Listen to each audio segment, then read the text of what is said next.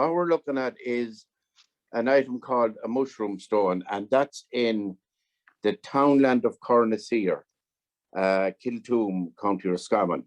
It's on the west bank, into the west bank, yes, the west bank of the River Shannon.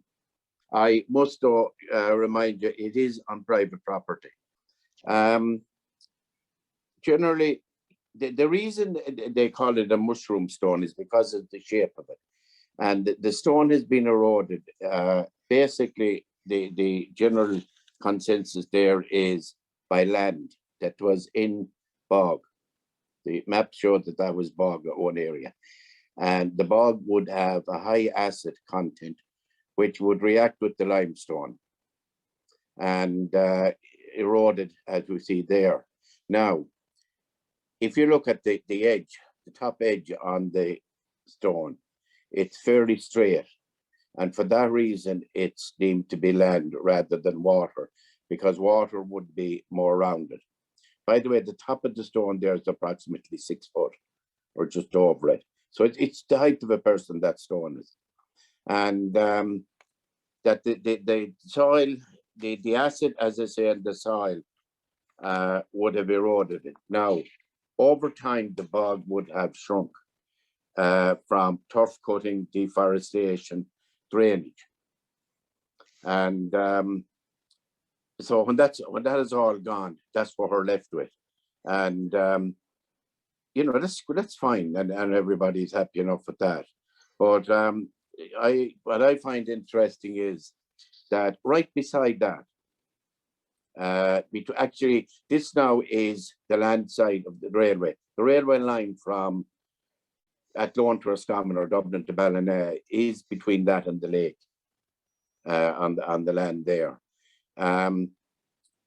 The interesting thing about this is that right around it, if we look at that there, the lake is directly behind us. Over the top of that is the lake.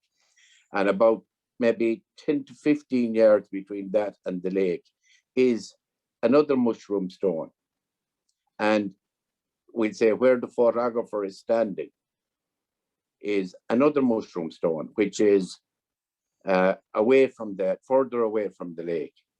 Now, the interesting thing about them mushroom stones is that they're wave stones, and they are shaped by the movement of the water, where water is in flow all the time.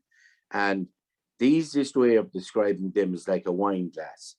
If you could imagine a wine glass, and it's absolutely smooth, and they have, both of them now have broken off. So you have this base. Now, one of them there could be maybe 10 foot in diameter, maybe 12.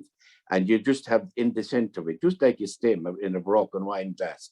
I don't know what that's, a diameter, maybe 6 inches, is there sitting up, and the stone has fallen over to one side, the top half of it. And what I find interesting is that this one has come about by weather. Well, by, first of all, soil, and by weather. The other little bit by frost and all of that. But the pH, as I've said, in the bog was higher, maybe at about 5.8, something like that.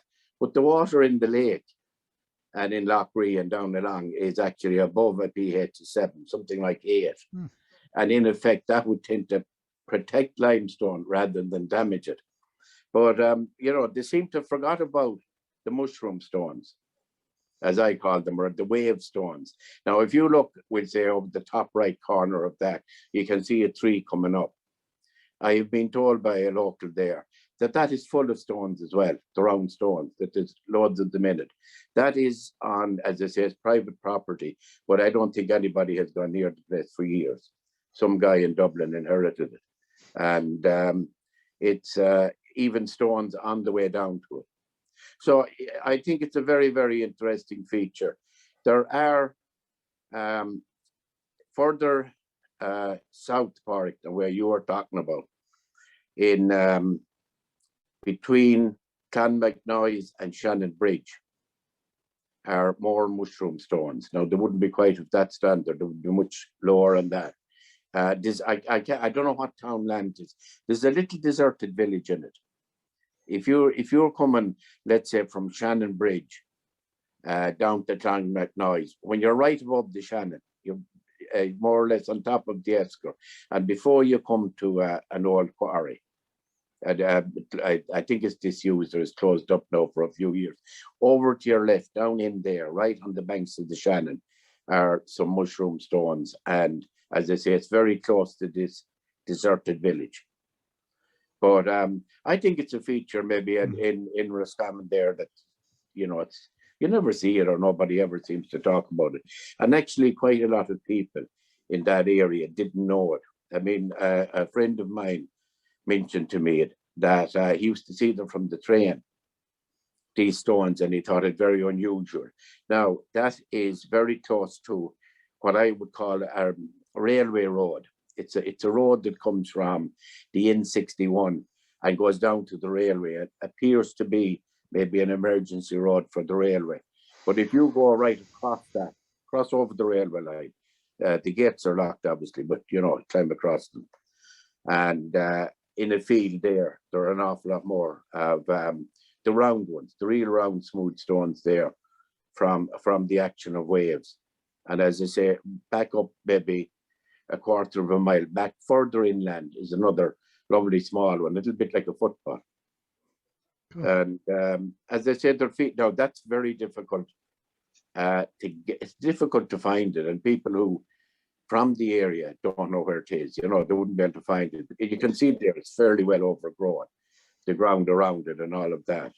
And you'll get to it in summertime, but you certainly wouldn't get near it this time of the year. You have a drain, fairly deep drain to cross, but that dries up fairly well in summertime. So you will get into it. But, it's part of our limestone heritage. And that may be tied in with some of the, what do you call the ones, the limestone kilns and sweat houses, all of that. We have a tremendous limestone heritage within Roscommon County. Mm-hmm. So, Shinawil. I know what. Short and sweet.